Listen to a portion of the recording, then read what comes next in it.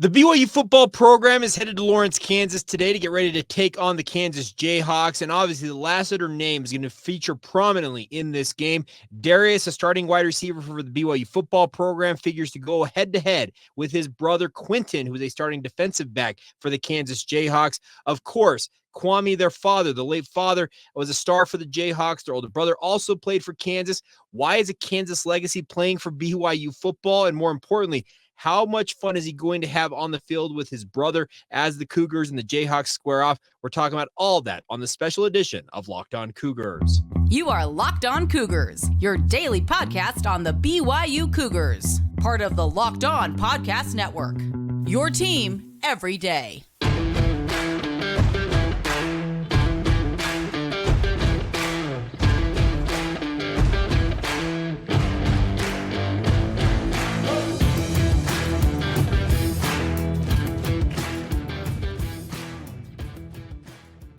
What's up, everybody? I'm Jake Hatch, your host here on Locked On Cougars, your resident BYU insider. Thank you for making Locked On Cougars your first listen of the day. Thank you to all of you who are everydayers with us right here on the Locked On Podcast Network.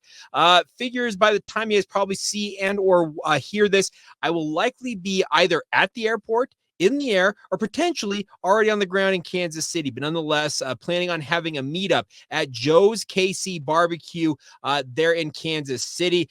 Supposed to be a number of BYU fans congregating there tonight to talk shop, and I will be there. I was planning on stopping by anyways, but saw that some of the BYU fans are planning on stopping by, so I figured, you know what the heck? Let's have some fun. So if you all happen to be in Kansas City this evening around dinner time, 5:30, 6:30, 7:30, somewhere in that range, feel free to stop by Joe's KC. Would love to meet up with you guys, and feel free to reach out via social media if you want to get more in contact with me in terms of timing and all that. But big game, obviously, tomorrow for the BYU football program. Looking forward to it. And the Lassiter name, you can guarantee you're going to hear the name Darius Lassiter, Kwinton Lassiter, Kwame Lassiter II. You're going to hear all those names on tomorrow's broadcast because the Lassiter name and the Kansas football program are very much linked. Kwame Sr.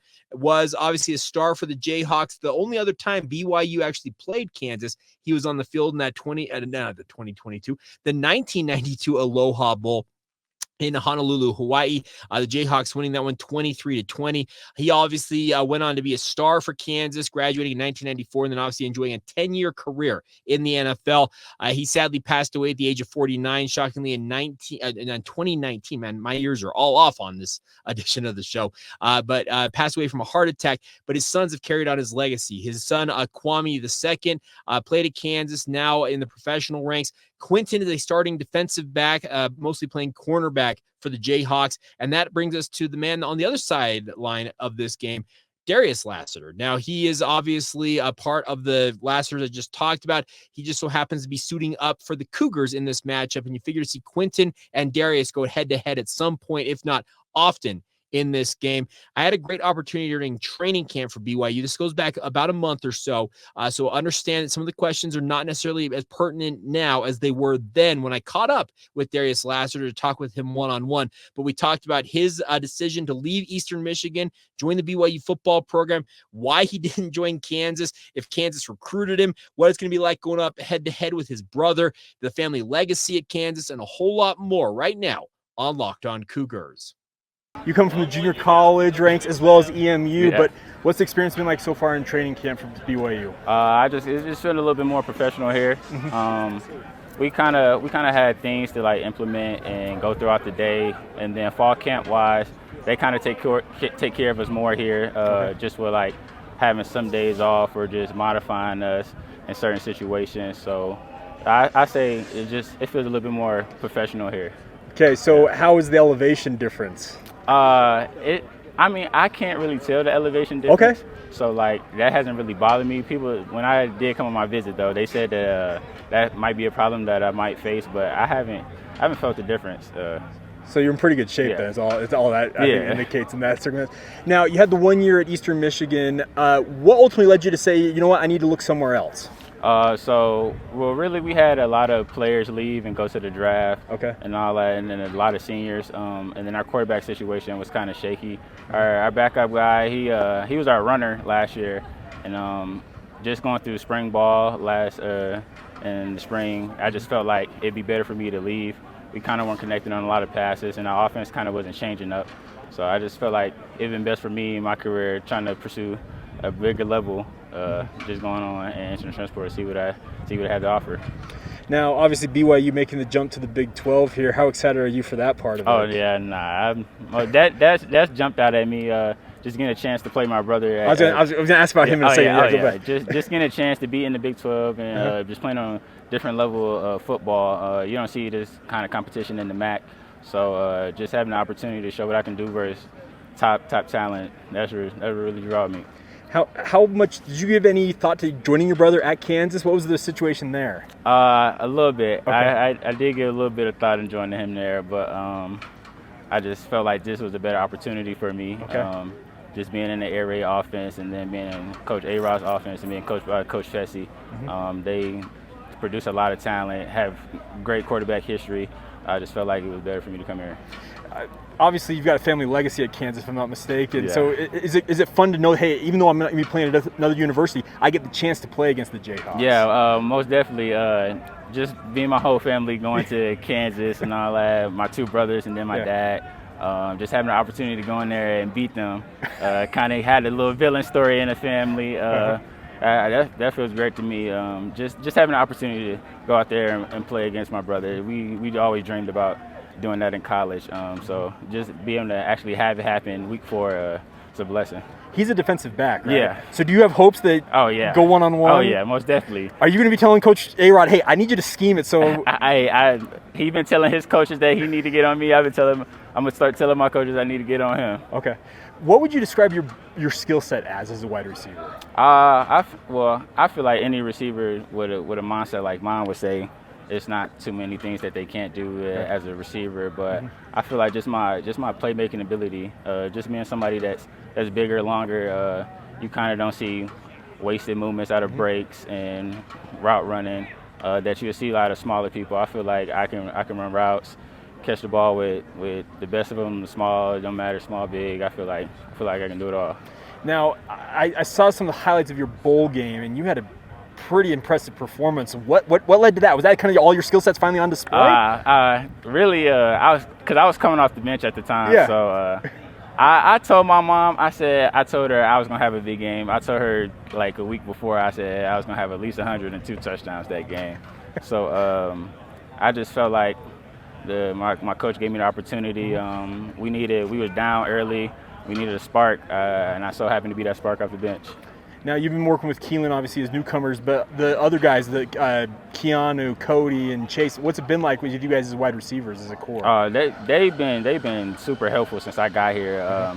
Just before that, just reaching out, talking to me, and then going, before we even started fall camp, going over plays and PRP, they make you feel welcome. Like a lot of places, you might see some people, they help you, but they also trying to shy away because they know that you play in the same position as them. But they don't shy away from competition at all. So they know that if we want to be the best, we gotta have everybody on the same page and on board together. What's it been like working with Coach Fessy so far? It's been special. You know what I'm saying? You're gonna get the goofy part out of him, and then you're gonna get the part that's football.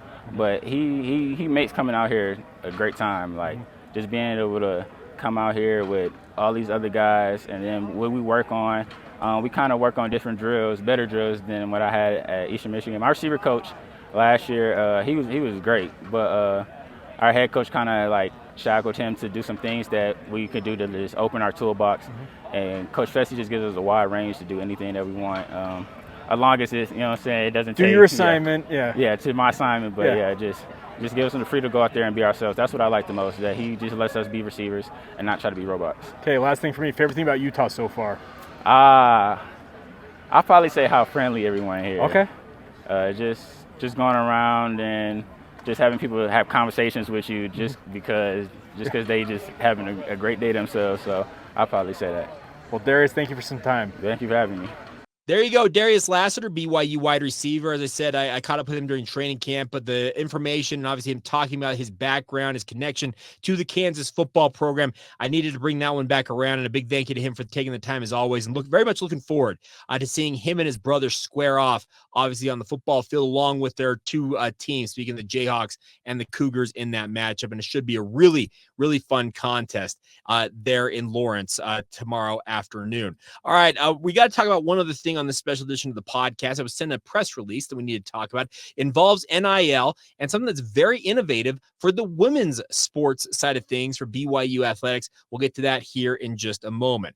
Real quick, a word on our friends over at Perry Homes. Of course, Perry Homes has been working with us for months now. The best part is if you're looking for your first home or ready to upgrade to your dream home or literally anything in between, Perry Homes has a house for you. For 50 years, Perry Homes has been Utah's premier home builder with communities throughout the state. They have many communities, home designs, and price points, all designed to meet your needs, my friends. They have beautiful communities in Davis, Salt Lake, Tooele, and Utah County, as well as multiple communities in Washington County near St. George as well. They offer over 50 unique home designs from ramblers to 2 stories to townhomes as well. Like I said, they are willing to work with you to find the right option for you. They even have quick move-in homes available if you're ready to make the move right away. And they offer generous financing incentives through their preferred lender as well. So visit perryhomesutah.com to see what's new in Utah's finest neighborhoods. That's Perry, Perry, perryhomesutah.com to learn more now. For 50 years, Utah has been coming home to Perry Homes.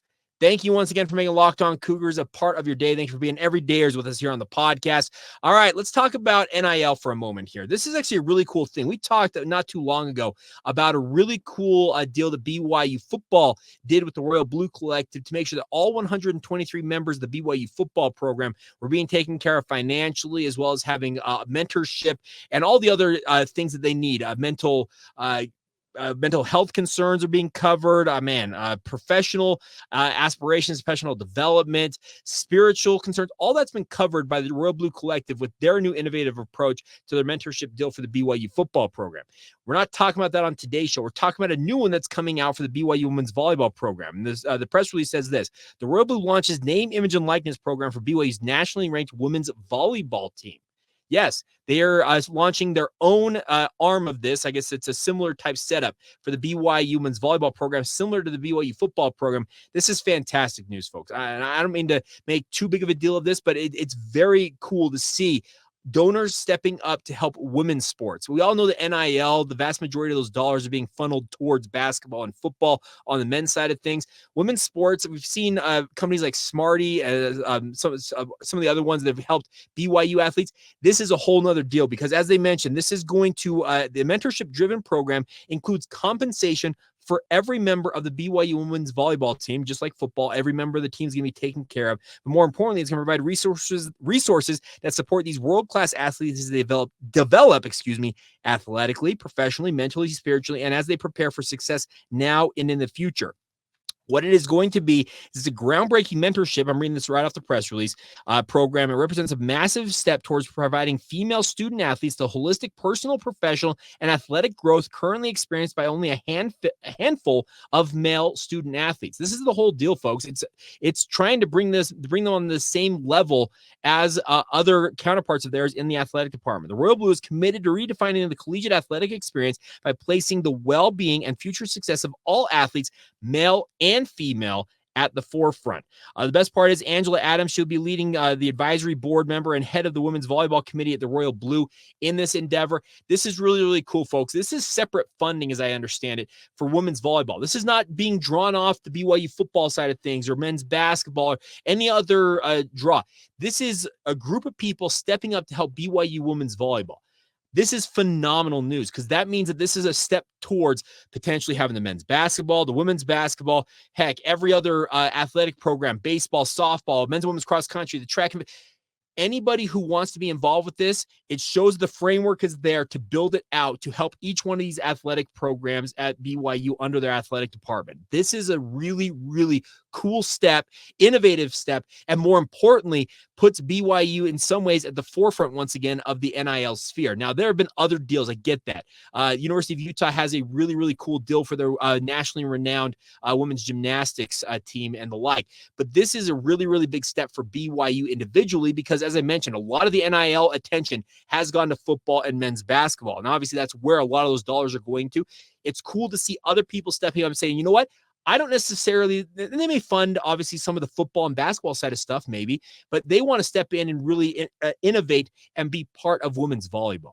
This is a really, really cool sign because this means that BYU could find themselves on the path to having each one of their athletic programs being funded and not funded, but having NIL opportunities for the athletes inside each one of those programs being taken care of by different donors.